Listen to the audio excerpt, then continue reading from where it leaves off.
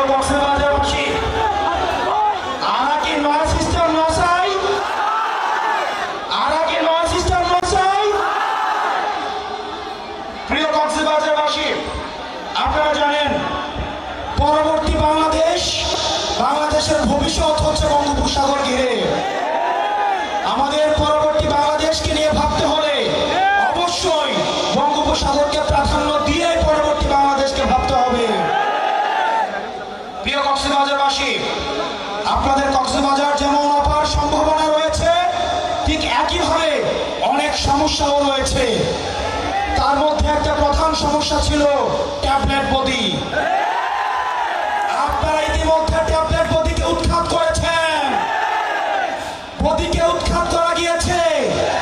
এখন আমাদেরকে লড়াই করতে হবে ট্যাবলেটের বিরুদ্ধে, ইয়াবার বিরুদ্ধে, মাদকের বিরুদ্ধে। প্রিয় কক্সবাজারবাসী, আপনাদের আরো সমস্যা রয়েছে। রোহিঙ্গারা নোবেলের লোভে খুনি শেখ হাসিনা বাংলাদেশে রোহিঙ্গাদের তখন আশ্রয় দিয়েছিল। কোন সেফ এক্সিট নিশ্চিত না করে রোহিঙ্গাদের ভবিষ্যৎকে ঝুঁকিপূর্ণ করে তুলেছে। আমাদের অতি দ্রুত কক্সবাজারের জীববৈচিত্র্য এবং পরিবেশ বাঁচাতে হলে আমাদের এই রোহিঙ্গা সমস্যার সমাধান করতে হবে। পরবর্তী বাংলাদেশের আমাদের এই পর্যটন শিল্পকে আমাদের প্রসার এবং বিকাশের জন্য যে কোনো ধরনের নীতি নির্ধারণের পর্যায়ে কথা বলতে হলে কক্সবাজার মানুষের সাথে কথা বলতে হবে। এখানের মৎস্য চাষীদের, লবণ চাষীদের যে ন্যায্য হিস্সা সেগুলোকে নিশ্চিত করতে হবে। আমাদের ব্লু ইকোনমির জন্য আমাদের এই বঙ্গোপসাগরের আমাদের যে ভূমিকা, সেই ভূমিকাকে স্বীকৃতি দিতে হবে। আমাদের পরবর্তী বাংলাদেশ হিমালয় থেকে বঙ্গোপসাগর, এবং সেটির জন্য আমাদের গঠনমূলক আমাদের কার্যক্রম অব্যাহত রাখতে হবে। প্রিয় কক্সবাজারবাসী, একই সাথে আমাদের সমস্যা এবং সম্ভাবনার দিকে যেমন নজর দিতে হবে, একই সাথে আমাদের যে পতিত রাষ্ট্র ব্যবস্থাকে যে নষ্ট করেছে আমাদের খুনি হাসিনার দিকেও আমাদের নজর রাখতে হবে।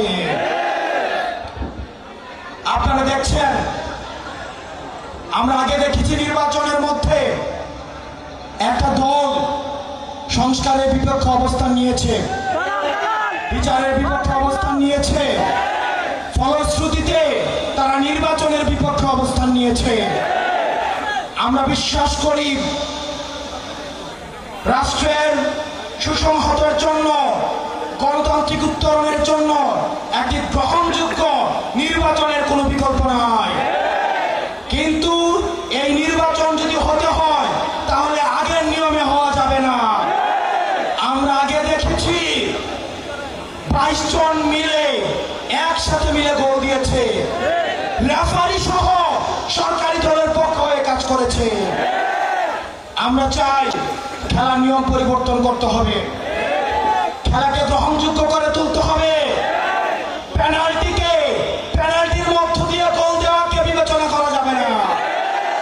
পেনাল্টি যারা দিবে তাদেরকে রেড কার্ড দেখাতে হবে।